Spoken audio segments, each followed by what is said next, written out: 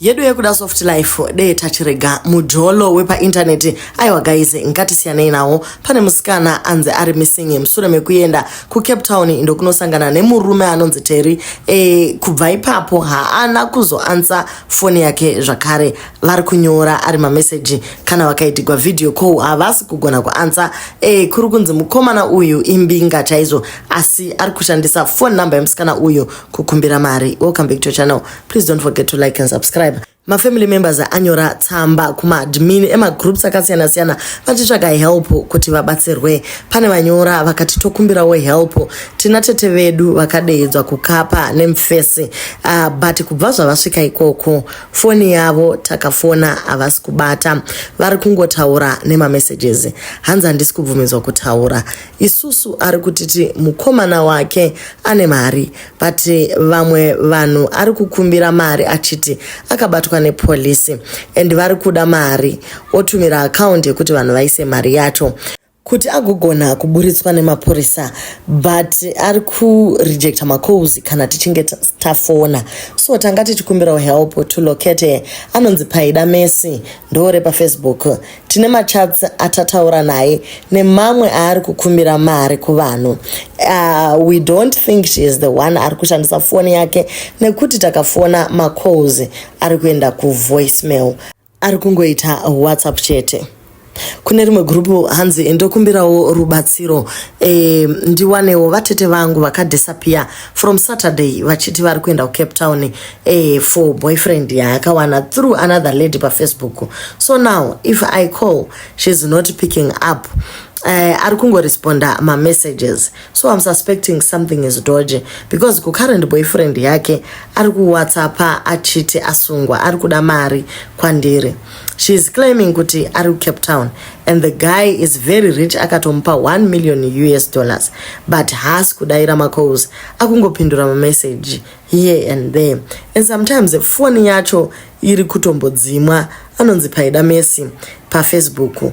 If you approve ndosenda picture rake mombonditenderedzerawo magrupu pamwe pane vakamuonawo ku Cape Town ikoko. Ndo message yacho iri kukumbirwa kuti kana pane vakaona musikana anonzi Messi Paida vagonewo kubatsirana nehama dzake. Kubva musi wakabuda nyaya yevasikana vekubatwa uye ma victims akawanda achingouya zvabva zvaita kuti mhuri yacho itosvikawo pa panic mode kuti ko munhu watinenge tichinyorera tsamba sei asingagoni kutipindura. Chimwe zvakare chiri fishi murume anokupa $1 million opedza ipapo otanga kutsvaka mari kune vamwe achishandisa the same number iyoyo iri mbinga. Alright, toti ndiwe une phone yako uri kuzvikumbirira mari unozokumbira seiko imwe mari pamusoro pe $1 million. Nyaya yacho itori fishi ingori clear kuti pane zviri kuitika musure mekufambisa message iyi muma groups akasiyana siyana uye kuiita viral pa Facebook. Pane vaitawo come through vakabva vataura kuti vanenge vane lead yekuri kuenda nyaya iyi. Alright, so kuri kunze nyaya yamaposta apo yemusikana ari kushayikwa ainzi akaenda kune mukomana wake ku Cape Town anonzi Terry. I think mukomana wacho ndiye the same guy akambotamba My Little Sister Rafu again. I think itori tsika yake yekunyepera vanhu kuti kune mabasa iye achida kuvabira. Pandangoona pakanzi mukomana anonzi Terry, I think ndiye same guy akambotamba sisi vangu Rafu chete nekuti aitozviti tererai Terry Gatawa achiti anobva kukadoma. Like my sister aitsvaga basa then pobva paita friend iri kuJoburg yakamuti pane munhu wandakanzwa kuti ari kutsvaga vanhu vebasa ku Cape Town ikoko, so rega ndikupe nhamba dzake utaure naye. Then takatotaura naye akati basa riripo ngawe. My sister akabva aenda akasvika ndokubva atoradzwa pa guest house painzi ndipo paunenge uchishanda, so hande tinomirira vamwe vako vari kuuya futi. So hanzi vakamirira vamwe vaive vachiuya ndobva vanogara mu KFC. Hamenoti KFC yacho ndeyipi mu CBD imomo. Hanzi abva atifona nekuti yangu foni yakudzima, kana kuti chindipa yako iwe foni ndise namba dzevamwe vako tikomunicate navo nefoni yako. Ndipo paakabva apa Terry uya foni, then vakagara futi ndobvanzi ndasiya wallet kuoffice, une mari ipapo. Ndipo pakataurwa ndine 300 plus voucher yamandisira iya yemauniform, zvikanzi ndipe 300 iyoyo ndiri kuda kutenga airtime, ndobva amupa Terry. Ndipo paakabuda ndobva angosiya sister yangu mKFC muya. So isu taive tasara kumba taingoti mwana ari safe, because pataitoisa mamessage taipindurwa zvakanaka. Takazotraya kuda kufona, then yaisadairwa, yaipindurwa nemessage zvisinzi musafone ndiri busy, kubasa kwacho kuri busy. Apa ndiye Terry iyeye aitumira mamessage. Mwana akatozobetserwa nevanhu vaingomuona ari mKFC. Apa kwaive kwachidoka manje, nhamba dzangu haadzisive nemusoro. Apa foni nemari zvatorwa. Vanhu vanotengesa vanenge vari panze ndivo vakatozomubetsera kuti adzoke kumba. So I think ndiye chete munhu wani iyeye anozviti Terry. Hey guys, shavira anaro rekubaka harina kana dhiri ufunge ungaba foni nemari ndozvaungatobira vanhu izvozvo chokwadi. Hey, anika umbavha keunerera uyu. So possibility is musikana anenge akaenda kuya akasikotoregwa mari yese yanga ainayo pamwe chete nefoni, zvazoita kuti munhu apedzisire atoita kunge ari lost. At least if that is the case, achishaya yake mari yekubhazi ari stuck mutauni, zvitori nani pane kuti upedzisire watourawa nekuitwa. But anyway, hapana chiri nani, because muCape Town hamuzi safe. Kana uri mumastreets guys, it is not safe at all. Vazhinji vakatadza kudzoka nenyaya yekuti kune mabasa interview. Kana muchifamba nyorai nhamba pakapepa, moiviga kuitira kuti vanokuonai vagogona kukubatsirai kana zvese zvabiwa. Kwabviwa zita revabereki, unogara nani, nhamba yekufonera kana zvichinge zvashata, ndo at least zvinogona kubatsira. Vakawanda vari kutoti uyu imbavha, uyu ndo basa rake rekuti kune basa kuguest house. Akapotsa andibirawo uyu, ndikakurumidza kuzviona, ndikamurova mabhora akadonha, akandipa mari yangu. Zvakaitika dhei iroro zvakaoma. Umwewo ndokuya zvakare akati akatondibirawo baba ava neshamwari yangu same nyaya yekuti foni yadzima, ndokuba iPhone 12 yefriend nemari dzakawanda. Ngavabatu vanoda kurohwa chaizvo, vanoshinwa zvisingaite. Ndakaitambwa neumwe anonzi Deuro Chipumuro kuEastern Cape uko, akatondiedha mugrupu raive rakatozara vanhu vemabasa. Ndikatoona shift yandaive, akaenda neni pane imwe guest house, ndikaratidzwa zvese. Ndobva ndaendeswa kune imwe imba yandainzi ndosanogara ndichizotsvaga pangu month end. Akabva asiyanikira dhoni panze. Apa maisava nemagetsi, foni yadzima, window raiva rakaweudiwa zvokuti harivhurike. Ndakazopwanya ndikatanga kuridza mhere. Makosa kwakumhanya kunotsvaka maZimbabweans akazouya, ndokupona kwandakaita. Bvandabuda, bvandazoudzwa kuti akazviita vanhu vakawanda, but no kusungwa. Hey, ndakazochengetwa pamwe pamba nemaZimbabweans kuti ndizotorwa nehama dzangu. Ndinongoti kuna Deuro Chipumuro aizviti anobva gokwe, Mwari ave newe. I'm still kicking. Ndakapona nepaburi retsono. So ndevamwewo vari kuuya nedzavo nyaya vakati guys Terry uyu hasiri yewoga ari kuita mabasa echikoronyera aya. Kuna vamwewo Deuroi vekuEastern Cape uko vari kutoitawo same mabasa. Asi mavictim aTerry hapereri ipapo. Pane umwe zvakare auya achitaura kuti inini Terry uyu wakatombondibatawo. Kuri kunze Terry munhu anetsa, muzimba uye imbavha. Inini akatondidedza kuinterview. Takaenda tiri 3 makuseni kuma 6 palodge yaiti ndeyake.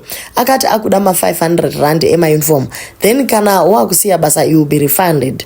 Akatora mafoni akati ari kuda kuisa application yebasa inoshanda kubhuka machines anoda accommodation online. Kwakaenda imbwa ndokwakaenda Tsuro. Mupfupi Teri wacho ende anotoshandidzana nevamwe mai vaanoti ndo vanosona mauniforms. Vakamutarisa aiwa munoti munhu bho zvisingaiti hamumufungiri. Hameno kana ari Teri wacho but anetsa munhu iyeye. Ndokubva zvakare paisiwa pikicha irori. Munhu wese ari kuuya ne pikicha ari kuuya netestimony. Pikicha richifamba netestimony yacho. Kureva kuti ndiyeyu munhu one uyu. Inini my nail technician showed me this guy. He kidnapped a little sister. Achita ane basa ku Sea Point. He will date a girl for a week or two. Oti ndiri kuda vanhu vebasa. Shame. He does collect phones. Or lie kuti can I call someone otokusiya ipapo. On this case, it was a little sister and a best friend that was on a way to a job as well. Akavamisa pa 2 different spots and collected both their phones. So Cape Town yese iri kuchema guys kuti mufesi uyu tiri kutomuziva and haisi first time yake yekuita zvakadai, but sisimeliwo vaedza zvachose kuti vagone kuteverera nyaya iyi, vanzwisise kuti zviri kufamba sei.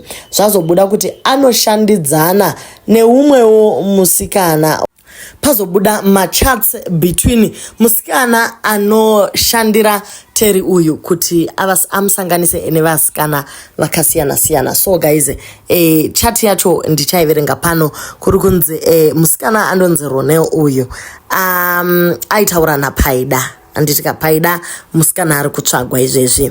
So Ronel ndiye wekusanganisa Paida naTeri. So ati hi, it's Ronel. Paida ndokuti okay, how are you? Roneo ndokuti I'm good and you? Paida akati I'm fine. Kuri sei? Roneo ndokuti kuri bo. I think you should talk to Teri girl. This might be your time to shine.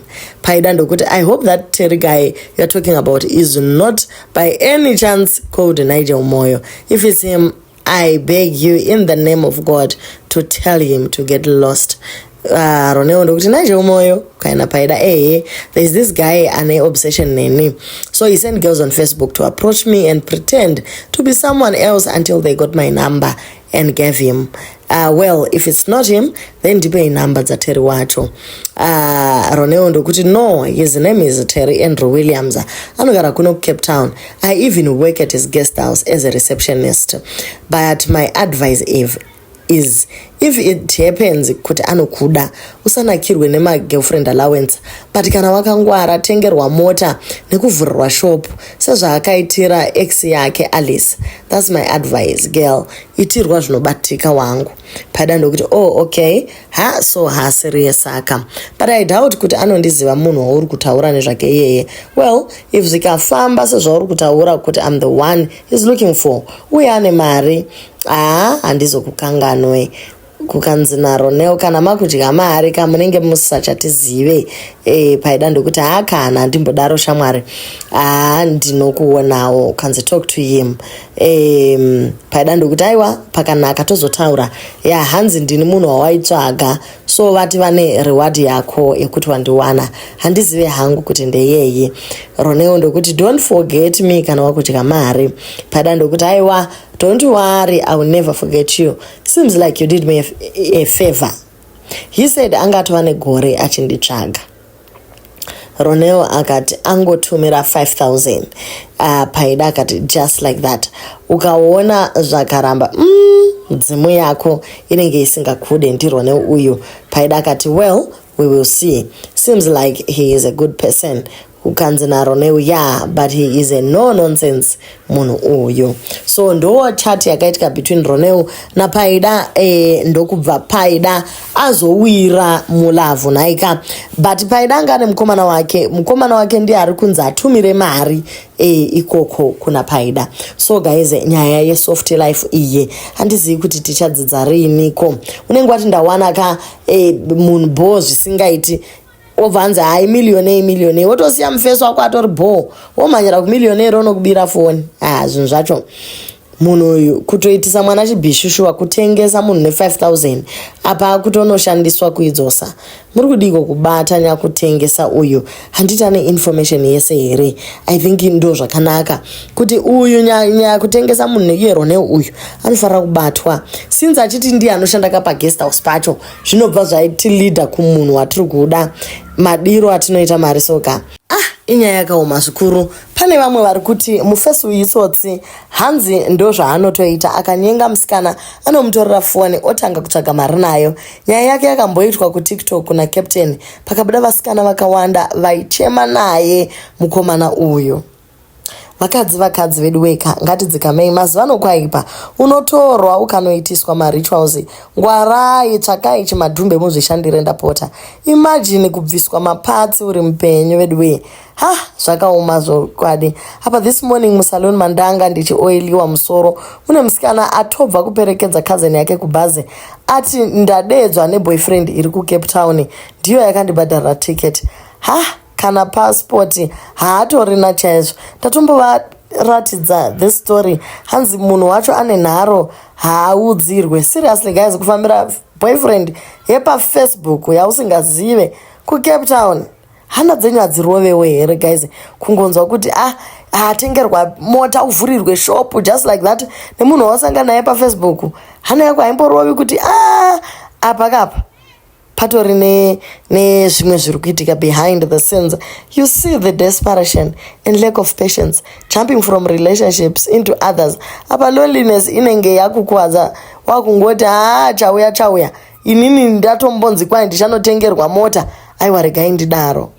Umowondo kuti inini akandibira achiti anotsvagira vanhu mabasa muno muCape Town.